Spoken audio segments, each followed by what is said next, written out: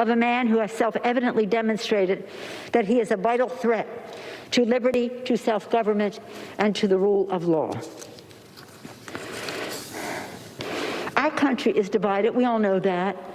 There are lies abroad in the land spread by a desperate president who feels his power slipping away. We know that too. But I know this as well, that we here in this House have a sacred obligation to stand for truth, to stand up for the Constitution, to stand as guardians of the Republic. In a speech he was prepared to give in Dallas on Friday, November 22nd, 1963, President John F. Kennedy was to say, "We in this country, in this generation, are, by destiny rather than choice, the watchmen on the walls of world freedom. We ask, therefore, that we may be worthy of our power and responsibility." That we may be worthy.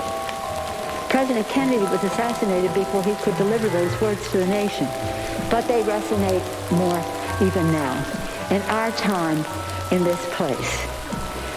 Let us be worthy of our power and responsibility, that what Lincoln thought was the world's last best hope, the United States of America, may long survive. My fellow members, my fellow Americans, we cannot escape history. Let us embrace our duty, fulfill our oath, and honor the trust of our nation. And we pray that God will continue to bless America. I thank you, Madam Speaker, and yield back. Thank you. The gentleman from New York reserves.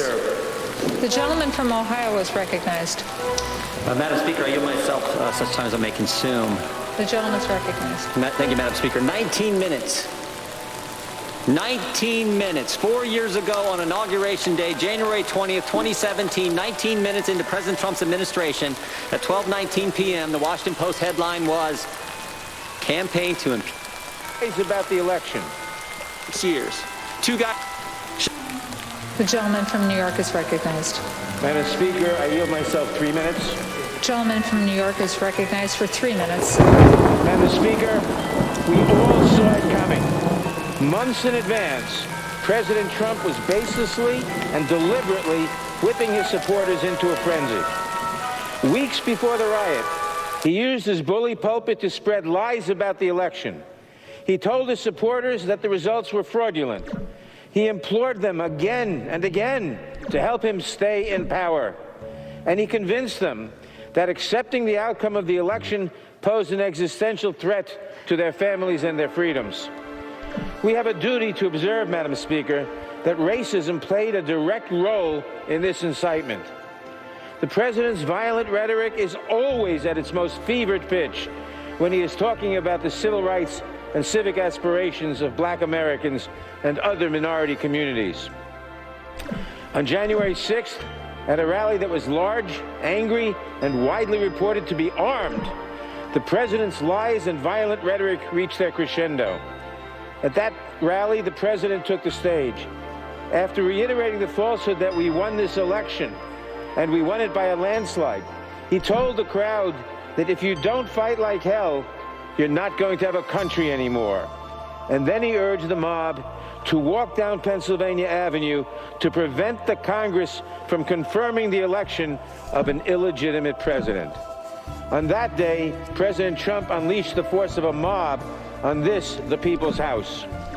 He encouraged that attack with the explicit intent to disrupt the joint session of Congress, an attack that threatened the safety of the Vice President, the Speaker of the House, and the President pro tem of the Senate, the next three officers in the line of succession. And look at what that violence has wrought. At least 6 dead, offices ransacked, the sanctity of our Capitol breached for the first time in 2 centuries. Our hallways littered with broken glass, the battle flags of a long-dead Confederacy, and the debris we have come to associate with the Trump campaign.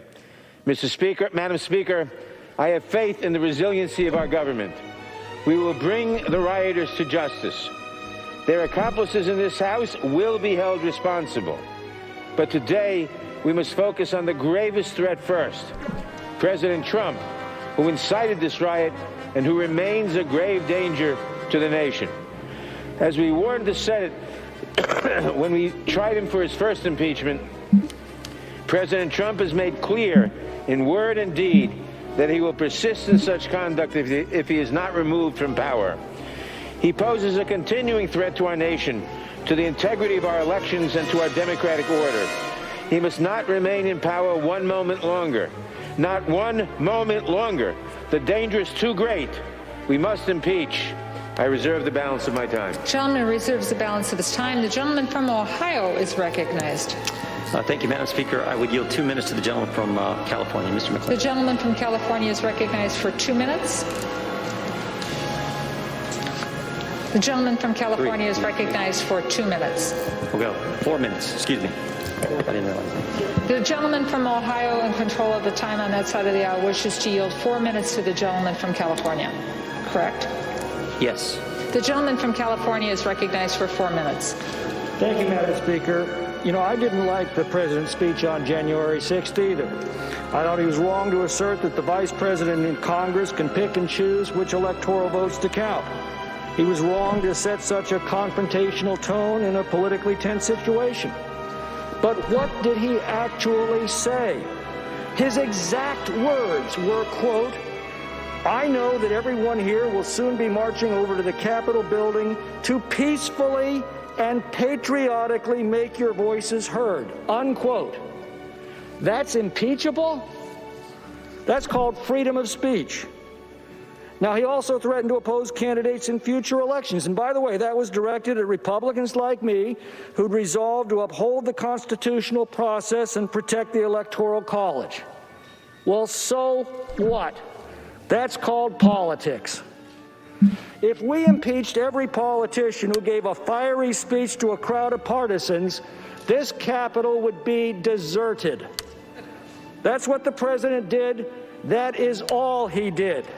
He specifically told the crowd to protest peacefully and patriotically, and the vast majority of them did. But every movement has a lunatic fringe. Suppressing free speech is not the answer. Holding rioters accountable for their actions is the answer. And we are. And if we'd prosecuted BLM and Antifa rioters across the country with the same determination these last 6 months, this incident may not have happened at all. Now, short of declaring war, the power of impeachment is the most solemn and consequential act that Congress can take. To use it in this manner, in the heat of the moment, with no hearings, no due process, many members phoning in their votes after a hastily called debate, exactly 1 week before a new president is to take office, trivializes this power to the point of caricature. The Democrats have won everything in sight: the House, the Senate, and the presidency. In a republic, that calls for magnanimity by the victors. Only in a banana republic does it call for vengeance. Benjamin Franklin warned us that passion governs, and she never governs wisely. In our passions this week, we've set some dangerous new precedents that will haunt us for years to come. Yesterday, we redefined intemperate speech